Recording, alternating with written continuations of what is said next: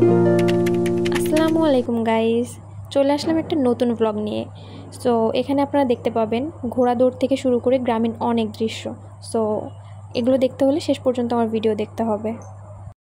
সকাল সকাল বের হয়ে চলে গেলাম একটা ইজি বাইক নিয়ে আমাদের এক আন্টির বাসায়। সো সেখানে যেই প্রথমে পিঠা, নুডলস, আম এমন অনেক নাস্তা দিয়েছিল। তো আমার আম্মু এসে বসে গেছে আম কাটতে, কারণ সে কাজ ছাড়া থাকতেই পারে না। সে যতই কিছু যা হোক, সে তার কাজ করতেই হবে। তো সেখানে গেছে, গেস্ট মানুষ তো কি হয়েছে, সে যে কাজ করতে বসে গেছে, আম কাটতেছে দেখেন।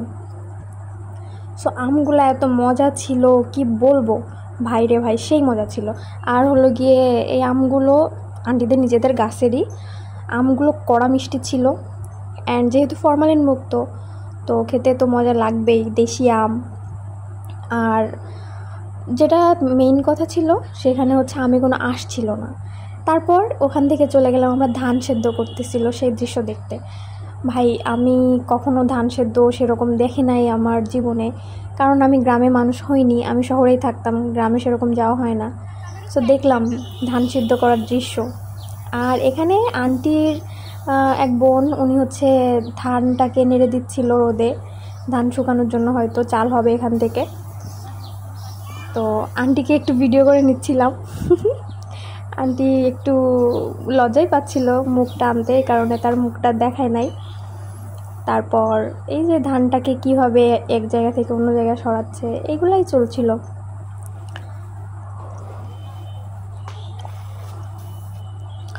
গ্রামের মানুষ আসলে অনেক কষ্ট করে জীবনযাপন করে, তাই না? আমরা শহরে থাকি, এগুলো আমরা বুঝতেই পারি না। শহরের মানুষ আমাদের এগুলা তো দেখাই হয় না, সৌভাগ্যই হয় না দেখার। তো গ্রামে যে এত সুন্দর ধানের সাথে তাদের যে সম্পর্কটা, এইটা আসলে কৃষক ছাড়া কেউই বুঝতে পারবে না। তারা কত কষ্ট করে এই যে চালটা আমাদের কাছে পৌঁছায় দেয় খাওয়ার জন্য, এটা আমরা কখনোই উপলব্ধি করতে পারি না। তো নিজের চোখে এগুলো যখন দেখলাম আমার খুবই ভালো লাগছে। মনে হয়েছে যে না, আসলে এরা অনেক বেশি কষ্ট করে, যেটা আমরা কখনোই বুঝতে পারবো না। তারপর আর কি ওইখান থেকে চলে গেলাম হচ্ছে আন্টিদের গাছের আম। কি সুন্দর ঝুলে ঝুলে ছিল, একেবারে পুরা মানে কি বলবো, ধরা যাচ্ছিল, হাতে নাগালে ছিল সবগুলো আমি। তারপর আন্টিদের অ্যাস্থেটিক জানালা, এটার ভিউ না নিলে হয়। ও মাই গড, পাশে নদী। সো এখান থেকে আবারও আম, মানে যেহেতু এখন গরমের সময়, আমের সময়, আম কাঁঠাল তো থাকবেই। আম, কাঁঠাল, লিচু, লিচু শেষ হয়ে গেছিলো যদিও আমরা যে সময় গেছি। তবে হ্যাঁ, ওই যে দেখেন কামরাঙা দেখা যাচ্ছে, ওখানে কামরাঙা হইছে, বাট ছোট ছোট পিচ্চি পিচ্চি, এখনও ওরা বড় হয়নি, ছোট্ট একটা পিচ্চি দেখা যাচ্ছে ওই যে। অ্যান্ড আমি একটু পাতা ছেঁড়ার চেষ্টা করতেছিলাম, বাট আমি নাগাল পাচ্ছিলাম না সেরকমভাবে। তো কামরাঙাটা দেখবেন, দেখেন দেখেন কত পিচ্চি একটা কামরাঙা। তারপর ওখান থেকে চলে গেলাম, আমার এই বোনটা হচ্ছে গোসল করতেছিল গরমের সময় পুকুরে, ঠান্ডা পানিতে সাঁতার কাটছিল। আমার তো দেখে মন চাচ্ছিল আমি নেমে যাই পুকুরে, কিন্তু কি করার, আমি তো সাঁতার কাটতে পারি যদিও, বাট নামতে সাহস পাচ্ছিলাম না। আর ওদিকে তো আমার মা আসেনি, যদি আমার জ্বর হয় তাহলে তো শেষ। তো তারপর এই যে দেখেন কিভাবে ওরা গোসল করতেছে, এরা দেখলে কি কেউ গোসল না করে থাকতে পারে? আমার তো মন চাচ্ছিল আমি ওর কাছে নেমে যাই, নেমে বলি চল আমরা একসাথে সবাই মিলে গোসল করি। গরমের দিন যে গরম পড়ছিল, পুকুর দেখলেই মনে চাচ্ছিল যে নেমে পড়ি। তারপর ওখান থেকে এসে আমরা খেতে বসে গেলাম। অ্যাজ ইউজুয়াল, গ্রামের মানুষ, গ্রামের একটা আলাদা গন্ধ আছে, এটা কেউ বিট করতে পারবে না। সো গ্রামের চালের ভাত, সাথে হচ্ছে বেগুন ভাজা, তারপরে পুকুর থেকে সদ্য মারা মাছ ভুনা ছিল, তারপর ওর সাথে ডিম ভুনা, সাথে শসা, আর হচ্ছে এই যে মাংস, গরুর মাংস। ও মাই গড, এত মজা ছিল। তারপর চলে গেলাম আন্টিদের লেবু বাগানে। লেবু বাগান বললে ভুল হবে আর কি, লেবু গাছটা অনেক বড় ছিল, লেবু গাছটা মাশাআল্লাহ অনেক বড় ছিল।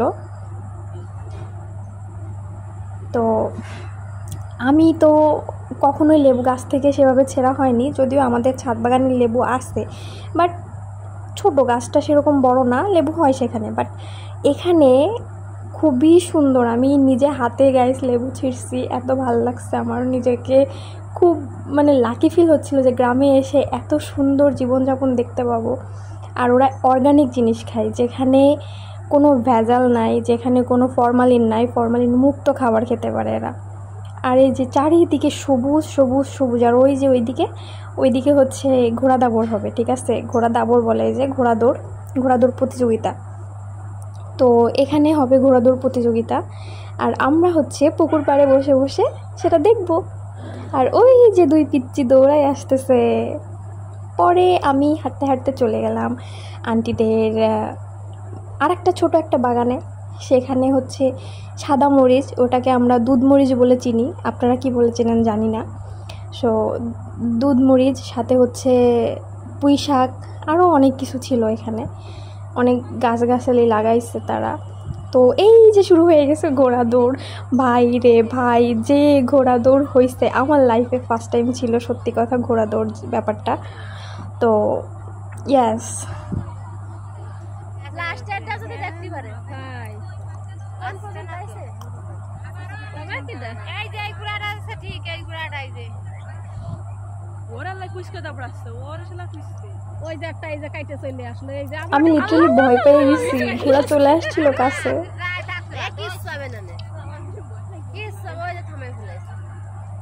এরকম নাকি হয় আমি জানি না, যাই হোক।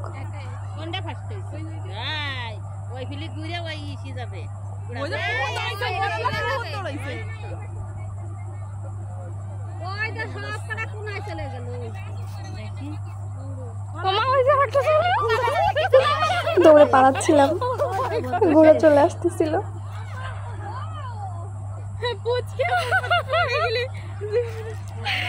কই চলে আইছে ঘোড়াটা? ওই যে আরেকটা চলে আইছে, দেখাটা মাঝখানে সব করে ঠেক আসছে কিন্তু পাচ্ছিস না। আমাদের ওই গ্রামে একজন এরকম ঘোড়া শীতকালে এই ঘোড়াটাই চলে আসছিল এদিকে। আর এই ঘোড়া দেখেই লিটারালি ভয় পেয়ে গেছি, কারণ প্রায় বাড়ির মধ্যে চলে আসছিল ঘোড়াটা উল্টাপাল্টা দৌড়াচ্ছিল খুব।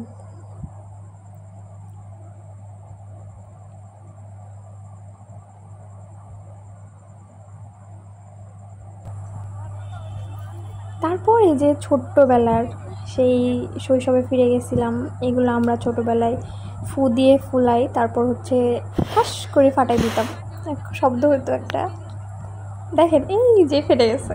ও মাই গড, সেই ছোট্টবেলায় ফিরে গেছিলাম। এই যে আবার আবার আবার শুরু হয়েছে ঘোড়া দৌড়। হ্যাঁ, তবে কারা ফার্স্ট হয়েছে, কে কি হয়েছে আমি জানি না, কজ লাস্ট পর্যন্ত আমি দেখতে পারিনি। আর এই যে এই ঘোড়াটা বারবার রাস্তা ভুলে যাচ্ছিল, বারবার এই আমাদের দিকে চলে আসতেছিল, ভয় লাগতেছিল।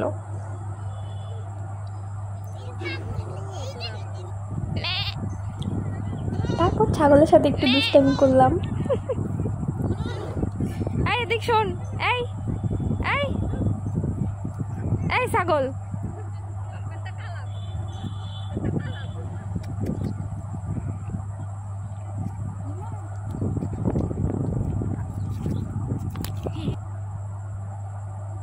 তারপর আবার হাঁটি হাঁটি হাঁটি হাঁটি হাঁটি হাঁটি করে চলে যাচ্ছিলাম বাসার দিকে। তো যেতে যেতে আমরা হচ্ছে নদীর পাড়ে গেলাম। বাঁশবাগানের মাথার উপর চাঁদ উঠেছে, ওই যদিও ওটা চাঁদ ছিল না, ওটা সূর্য ছিল, পার্ডন মাই মিস্টেক প্লিজ।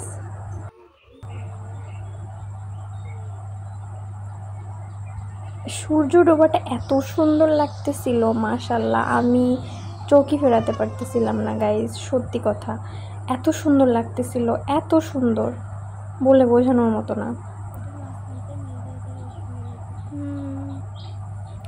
তারপর এই যে গ্রামের আঁকাবাঁকা মেঠো পথ, এখান দিয়ে হেঁটে যাচ্ছিলাম। মানে আন্টিদের বাড়িটা অনেক বড়, এরিয়াটা অনেক বড়, অনেক জায়গা নিয়ে আন্টিদের বাসাটা। সো এটা হচ্ছে আন্টিদের বাসার সামনের সাইডটা। তারপর হচ্ছে এই যে দাদু, উনি হচ্ছে আমাদের জন্য পালং শাক তুলে দিচ্ছিল ওনাদের নিজেদের জমি থেকে, ওনাদের নিজেরাই চাষ করছে।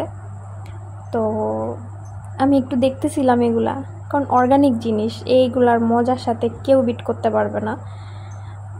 আমি হচ্ছে আজকে দুপুরে এটা খাইছি রান্না করে, সেই ভিডিওটা আনতে পারিনি যদিও, বাসায় এসে করছি। এখনও আমার মুখে লেগে আছে, পুঁটি মাছ সাথে সাথে হচ্ছে পালং শাক অ্যান্ড সাথে জলপাই। ও মাই গড, ওজি কম্বিনেশন।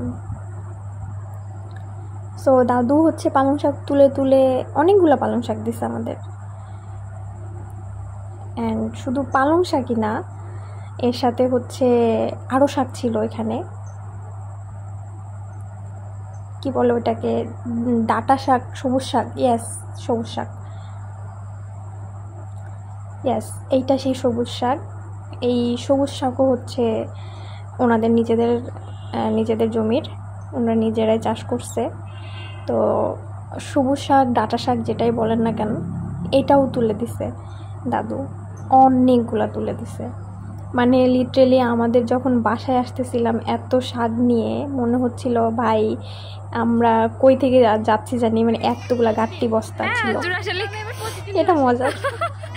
জুড়া শালিক দেখলে দিন ভালো যায়। ওই যে জুড়া শালিক। ও আচ্ছা, এই যে হচ্ছে আশফল গাছ। তো এটা আপনারা কারা কারা চিনেন আমাকে কমেন্ট করে জানাবেন। অ্যান্ড তারপর চলে আসলাম বাসায়। অ্যান্ড এরকম আরও ভিডিও পেতে সাবস্ক্রাইব মাই চ্যানেল। অ্যান্ড আমার ভিডিওটা যদি ভালো লেগে থাকে তাহলে অবশ্যই আমাকে কমেন্ট করে জানাবেন আর একটা লাইক দিয়ে যাবেন। Thanks for watching, by.